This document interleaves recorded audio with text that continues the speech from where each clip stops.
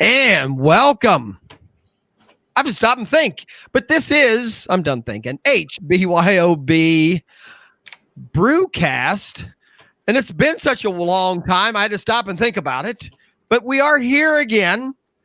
We got some things to discuss, some things to talk about, let you know what we've been doing, where we're going, and definitely what's going on at the store. But first, I do have our normal co-host with me, Mr. Chris Allen at Chris Allen FFWX, and Mr. Joey Brumley, owner of HBYOB, Home Brew Your Own Beer store here in Dayton, Ohio. Gentlemen, are we ready to talk beer? And I just realized we're talking. Everyone got up and got a beer. I forgot to go get my beer. I talked about it, but I had to reboot my machine. Are you both drinking? What are you drinking there, Chris? Go ahead, Chris. Oh, I've got a Necron 99 from Three Floyds. I still had one of those bottles left over from our trip to Chicago earlier last month. Right. And I know, and one of the reasons we're doing the show tonight is we have a beer tasting / what I don't know. You know me. What do we want to call it? A homebrew recipe versus the real thing recipe. Is that kind of what we're doing tonight? Yeah. So because of that, What are you drinking? Are you drinking anything besides the two we're going to test? Yeah, so I've got a homebrewed Chinook IPA and then the two that we're testing out. So been sipping on my Chinook IPA. It's a homebrew, and then I'm looking at two other beers. I got to determine which one is a inspired recipe and which one is the real deal. All right. Well, that'll be fun. And again, you can find us at hbyob.com. Now, it's been a while. Is the link up there right now for our live? We're on YouTube tonight. And even if you're listening to us some other time, go in and tell Joey you saw us live. He won't know the difference, but HBYOB.com is where you can go see us right now. And if you're at YouTube and you want to make a comment or ask a question, you can do that there also. So I guess we'll jump right into it. And maybe while you're talking, I'll run and get my beer. I feel bad, but I'll let you bump my screen down. I'll run and get my beer because I literally sat one out there and just forgot to grab it. So while I run grab my beer, Joey, why don't you give a quick update on the store? So basically the store's as usual. Since we talked last time, I did include to where you can now buy beer at the store. We've got virtually the same setup as we always do. I have rearranged the store again. Anyone who's a customer of the store will realize I don't leave it alone for a very long period of time. But I think Chris got to see the new change when he was there not too long ago. Yeah, I dig it. I think it's much easier to actually get all of the to make all the recipes and all that and still be able to help out customers. And I really like the way that you have the what is it? The grain crusher, the mill. Yeah, the mill. Yeah, with the drawer and whatnot, so you don't get a bunch of powder and stuff all over you. Really appreciate you having that. Yeah, I appreciate not having to Swiffer all the shelves off every other day. Right? Yeah. Well, did you miss me? No, I didn't. I know. Talk to you regularly. I know it's been a while, and it kind of sucks that we're doing a quick, short show. But a couple of us have another show to do after this. I'm going to drink something I've never tried. Two people in my family are hooked on these. A third person in my family said it tasted horrible. So I'm going to try, and I see these advertised all over the place. I'm not even sure it's a beer. What the hell it is? White Claw? White Claw. I knew it. Hard seltzer. I don't know.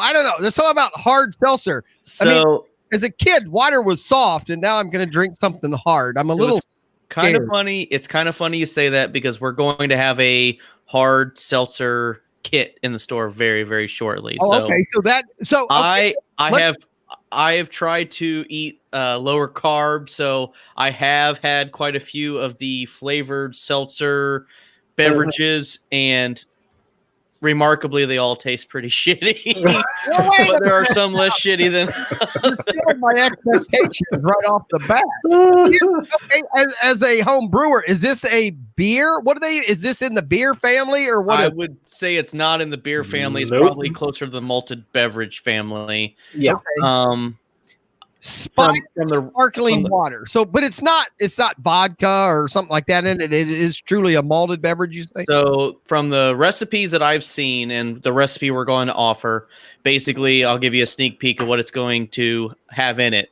No extract of barley of any sorts. It's basically going to be corn sugar fermented with a wine yeast, possibly a beer yeast. I haven't decided which one.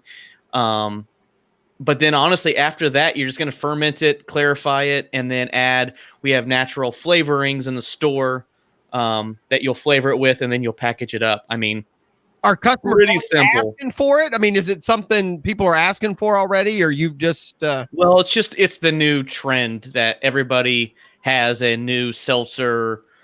We have always had a lot of people get into kegging and make their own flavored waters. This is just basically an alcoholic version of it. And I have had a lot of interest.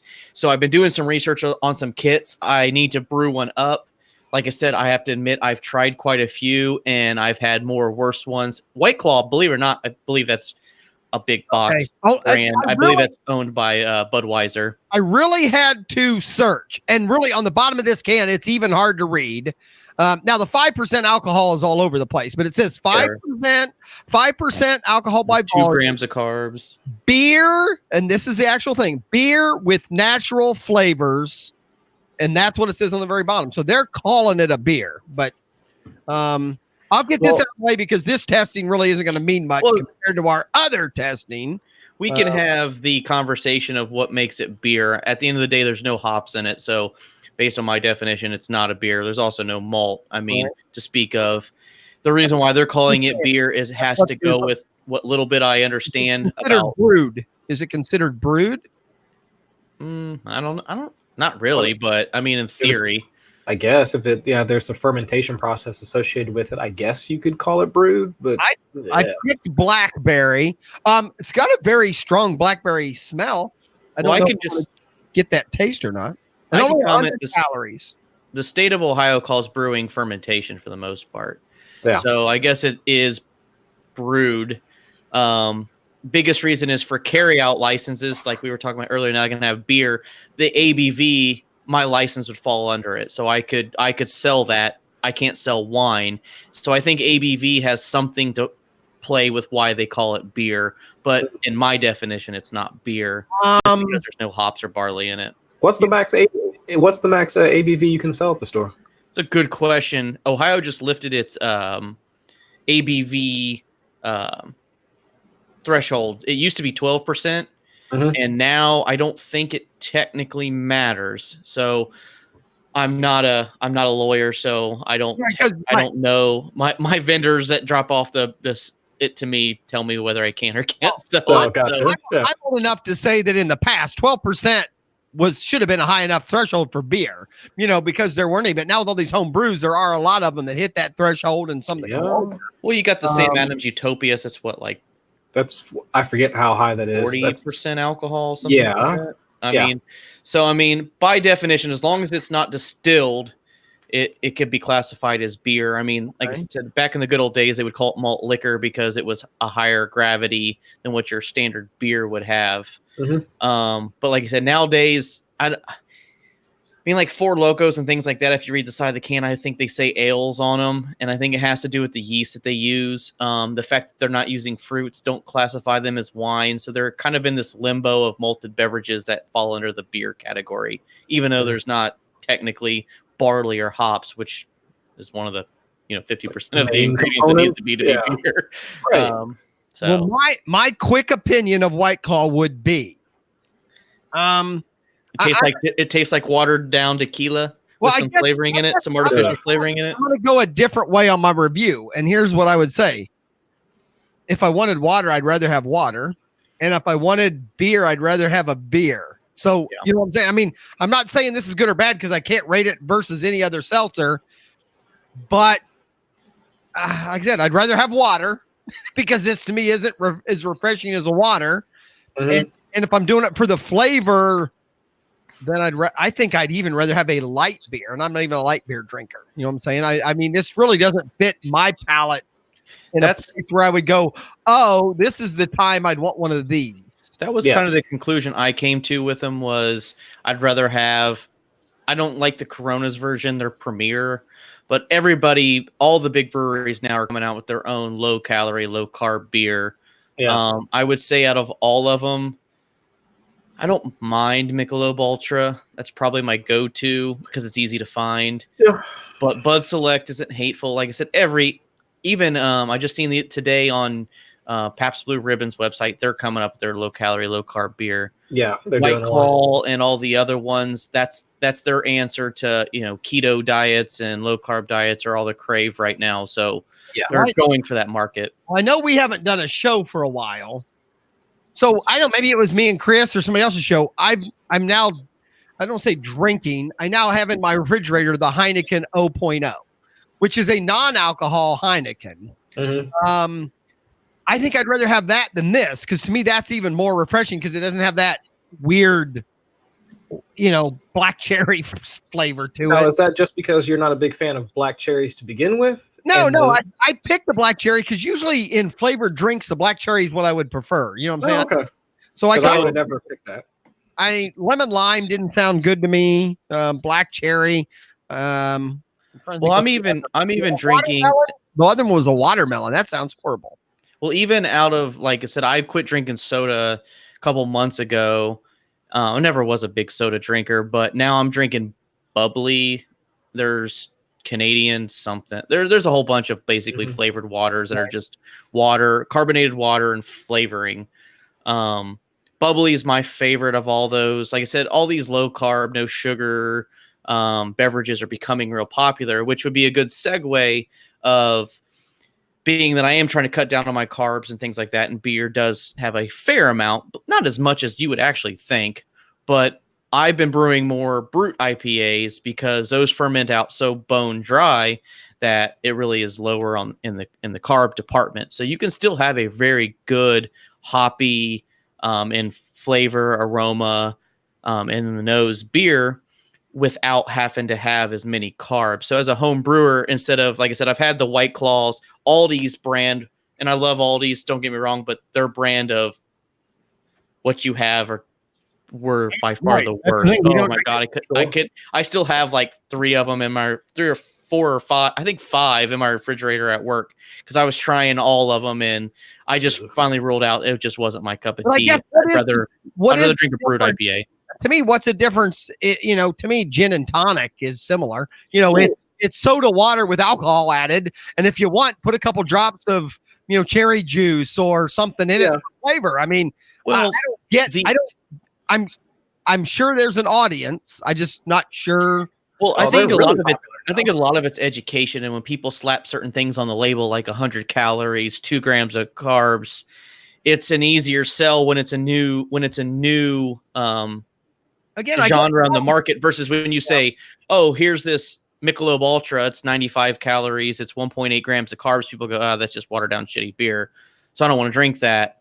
But like I said, even the craft breweries, I believe Dogfish Head just recently did a low calorie, low carb beer, which a lot of people are saying is really, really good.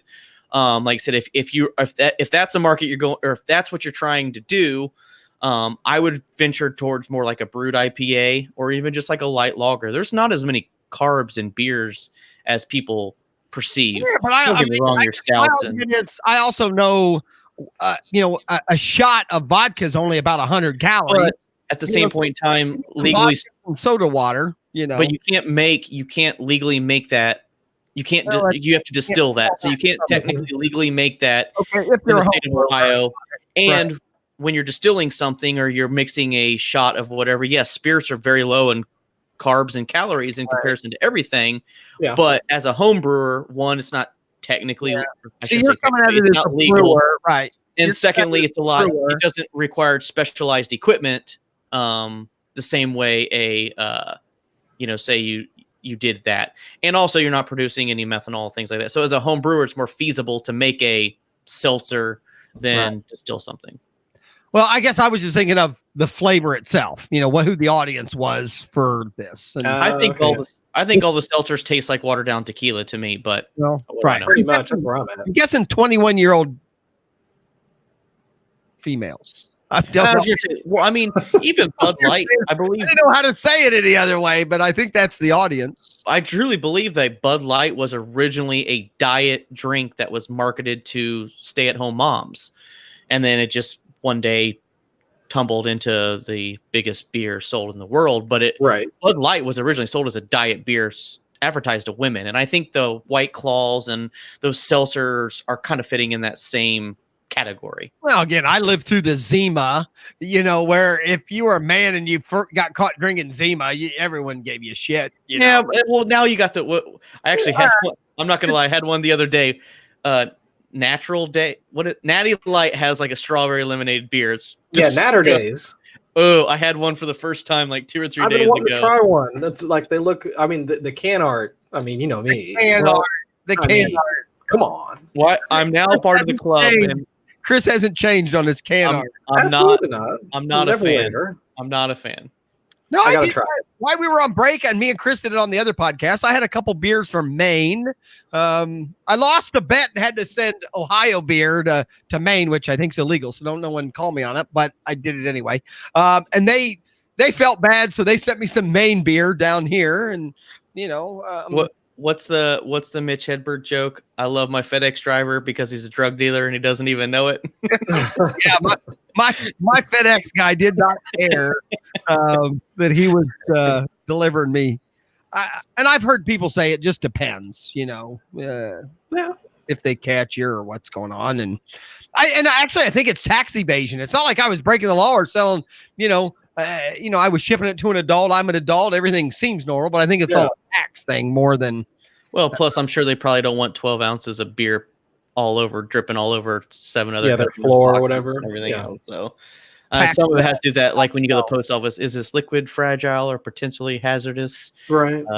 It's not right at the moment. So please shake it up a little bit. I believe you're not even technically supposed to ship like empty perfume bottles to the post office because of like flammability potential stuff. I don't know. Once again, I'm not an attorney. I don't work for USPS, so I'm always doing that. All right. Again, it's a little short show because we haven't been on in a while.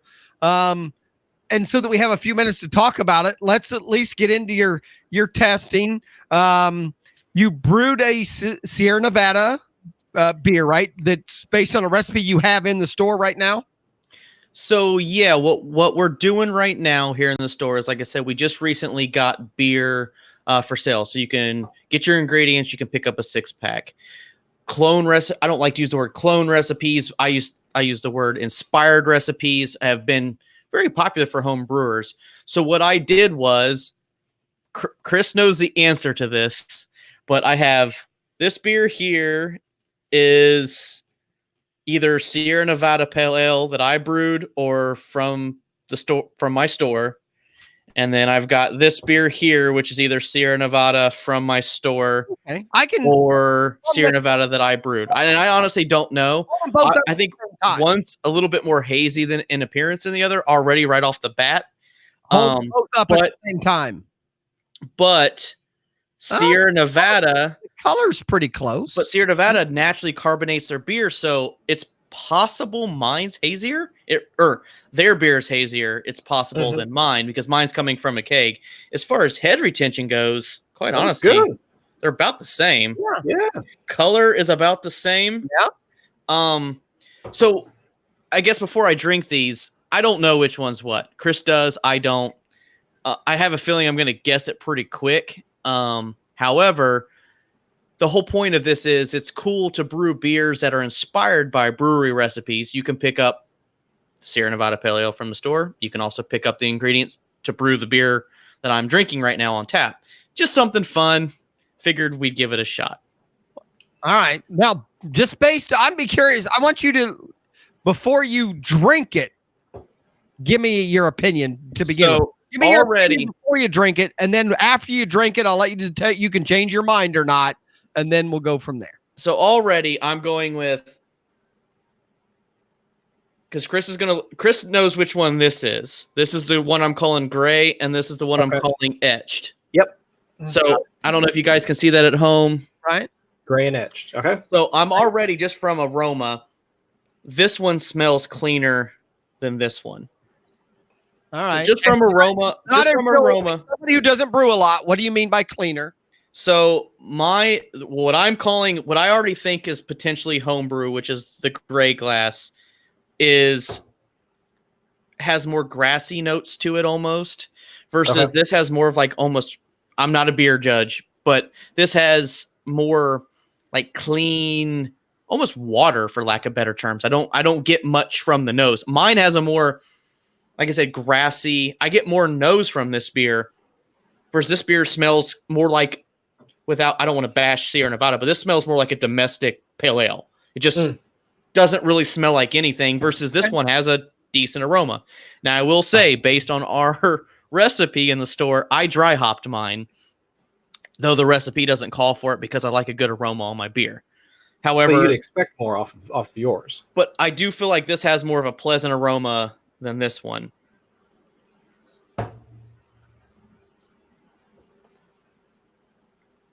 I'm still leaning towards it.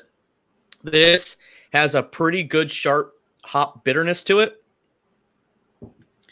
It finishes clean. I don't get any off flavors from fermentation whatsoever. Mm-hmm. This one definitely has more of a, but then again, look at the nice lacing on what I'm calling is mine compared to the real deal. Mine does definitely have more of a, I'm trying to think of the right word. You've said mine 3 times, but you don't know which one's yours. Okay. I'm pretty much convinced already. Come on. I swear. Okay. So to let everyone know, I talked to Chris ahead of time. And Chris, am I lying to them by saying I truly don't know which one's what? No, you don't know. I really don't. We could be on air right now, and I could look like the biggest doofus. I could be so wrong. That's all right. I can live with that. Actually, as a matter of fact, the fact that what I'm calling mine has much better lacing is kind of scaring me, because I keg my beer. I'm pretty lazy when it comes to kegging. So now, for all I know, before you give the answer, because my brewing knowledge, how long ago did you put what you brewed into the corny? How long's it been in the corny? Shit, I don't know. A week or a month? Because I do think there's a difference in homebrew when it's been in a corny for a while. And especially when you're comparing with something that's been shipped and traveled and sat on the store. I mean, all that makes a difference. So I definitely agree. The Sierra Nevada I'm drinking, which I keep leaning towards my right hand, I bought yesterday. So it came from the distributor yesterday. Now, I don't have the bottle with me to see when that actually was bottled, but my homebrew was probably brewed roughly a month ago now. So it's probably a month old now, because I was on vacation for a week. Corny that's fermented and everything a month ago? No, I'm saying brew day was probably a month ago. So it's only been in your corny then a week or two then. Correct. Yeah, and I'm like, I've been very much slacking on my brewing. Slacker. So I been caking stuff very quickly after it's done. So I know you guys got a final answer. Okay, so this is extremely clean. I mean, just from nose, flavor, everything. This one has more of a lingering hop presence. Mm-hmm. Sierra Nevada is known for having very, very clean beers. I am saying that, Chris, you only know one beer. You know Gray Glass. I'm saying, Chris, don't get the answer yet. I'm saying Gray Print is homebrew. And I'm saying this is Sierra Nevada. Okay. Now, before we give the answer, I'll accept that, and you gave a lot of good reasons. But now, before we give the answer, which one would you prefer to drink? That's tough. I would say they are very similar beers. Okay, that's a good answer. That would make the recipe hold up a little bit. based on if you wanted to pick up the recipe, I would say you have very similar beers. The real question is if you aged them for, like Mark had said, if it's sat in a corny keg for another 2 months, where would we be? I do know when this beer was really young, I'm almost convinced, but don't say it yet, Chris. When this beer was really, really young, it almost had a cardboard flavor to it, and it is mellowed out significantly. So I would say with probably 2 months of aging, this beer will probably be very similar to this. Now, what I love about Sierra Nevada is they produce the cleanest beers to me on the market. I mean, I don't know if it's the water they use, the yeast. I mean, WOP 001 by White Labs, 1056 by Y Yeast, Flagship by Imperial, US05 by Safale, all are the Chico Sierra Nevada strain. They're known for very clean beers. That's what I always appreciate about Sierra Nevada. And it's tough as a home brewer to reproduce. It just is. Now, the last thing though, before you reveal, I'm going to go this route with you just to, throw this out there. I've known you through your whole brewing life. And you and me used to knock Sierra Nevada. Oh yeah, it's too damn hot. We wouldn't even drink. We happened to know somebody who was Dayton famous that thought, Sierra Nevada was like the bomb, and we would just like trash it. Then we both started drinking craft beer, and I agree. Sierra Nevada, if anything, to me, it's one I don't think about because it's just the one I've had it's just too normal almost. But it is, I think if I was going to keg something and keep it on tap where I knew my friends would probably also drink it, that are, the bud people, if they don't know, they'll still drink Sierra Nevada. You know what I'm saying? It is one of those, it's that way. But I do know for you to say good things about the beer all around, again, I know before you were a brewer, Sierra Nevada was something that we both thought had a weird taste, before we. I am very different than most home brewers. I was a Mr. Beer Kit-ish, if you will. Yep. And I was a Coors Light drinker. I brewed beer just to make alcohol. I actually got into craft beer making because of home brewing, which is the opposite of most people now. But yes, I thought Sierra Nevada, the first time I drank Sierra Nevada Pale Ale, I said to myself, who drinks this shit? This is so hoppy. It's disgusting. Right, and now I drink it and I look at it as a pretty tame beer, in all honesty. We tried to come up with the way to homebrew the cheapest alcohol beer. That was our first initial little bit was pretty soon you can get my own White Claw recipe. And if that's your objective, I got just the kit for you. All right. We only got a few minutes. Chris, we're ready for the reveal. Joey, hold them both up. Etch and Gray. Etch and Gray. I'm saying this is homebrew. I'm saying this is homebrew. Joey's saying Etch is homebrew, and the next one, put up the next one, which is the etching. I say that Sierra Nevada. Sierra Nevada. Okay. Go ahead, Chris. The big reveal. All right, and the homebrew is in the Gray. Oh, yeah, he was convinced right from the get-go. He was calling it my beer right from the get-go. Oh, I thought that was funny. But you did answer the question I said. I mean, which one, just because you homebrewed it doesn't mean that's the one you would want to drink 5 gallons of, But if you get them that close, I think people would. If you're a Sierra Nevada drinker, that's definitely a inspired recipe that I would assume people would enjoy. Sure. I would say if you want to drink, if you want to try to brew your own Sierra Nevada, and we've got a bunch of other inspired recipes, what I have is damn close. I think some aging would put it very close to the original.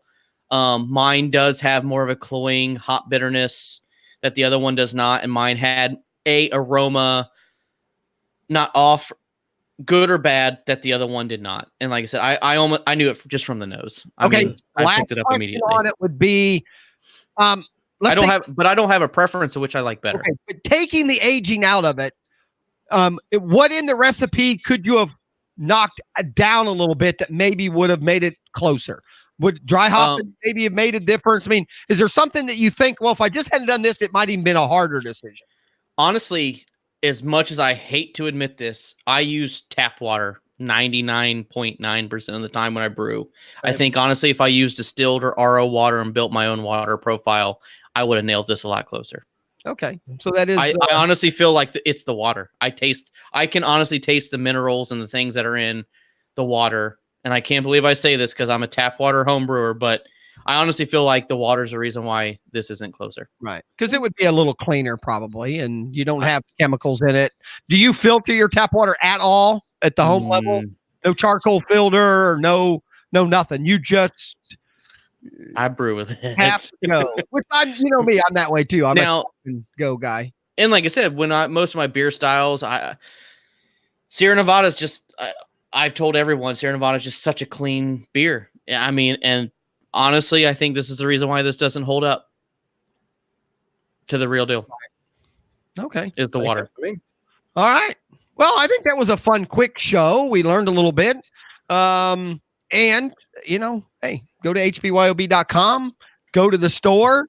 You know, if you're interested in making this recipe, I'm sure Joey's already ready to show you and tell you what you're going to need. And we've also got a lot more coming down the pipeline. All right, great. I'll let Chris say a few words, and I'll let Joey sign us out, and we'll get going here. And hopefully we'll do another, you know, we're getting into the season where maybe more home brewers are getting ready for their holiday and Christmas brewing and that kind of stuff, and want to know gift ideas and all that. So hopefully we have more shows coming down the pike here for you guys. Chris, where can people find you? What do you got going on? And do you have anything brewing right the moment? I do, actually. You can find me on Twitter at Chris Allen FFWX, and I've got a honey cream ale going right now for the beer and sweat competition that Joey and I will be at again this year. On August 17th. Where's the award? Oh, I took it. No, actually, there it is, right there. But yeah, we'll be down there in about a month, or actually just in a few weeks, down in Cincinnati, down at the the Marriott down near CBG. I'm pretty sure it's August 17th. Yeah, August 17th. So we'll be down there for that. So I've got one going this weekend, and then I have to actually go back down to the store this week to grab some ingredients to make another one. I'm going to try and do 2 entries this year. We'll see how that works out, though. All right. And I'm just Easy Kill at afantasyfan.com or on Twitter, just A Fantasy Fan. You know, I'm not brewing anything. I'm drinking White Claw, and I won't be brewing that. I hope you sell a lot of kits, but this isn't in my future. Joey, tell us what's going on in the store, what you got going on this week, and where everybody can find you. So in the store, we have a homebrewing competition. Entries are due by 7/30/2019. If you haven't registered for that, register for that. We will be at Beer and Sweat, me and Chris. We might be roommates that night at the hotel. Come see us there August 17th. It's a lot of fun. Right now in the store, we have a promotion where if you get all the ingredients, you get your yeast for free. So take advantage of that while the summer heat is still in effect. Other than that, all my links for my social media are in the description. All right. Hey, everybody. Thanks a lot. Had a blast. Had a good time. HBYOB.com. And, you know, thanks for joining us again at the Brewcast. And again, we'll come at you soon. So keep following us on YouTube or stop in the store. Tell Joey you want some more shows. Everybody, thanks for coming out. And we will see you. Hell, I'll just say tomorrow because it could happen. Who knows? Everybody. Or 6 months. 6 months. Brewing.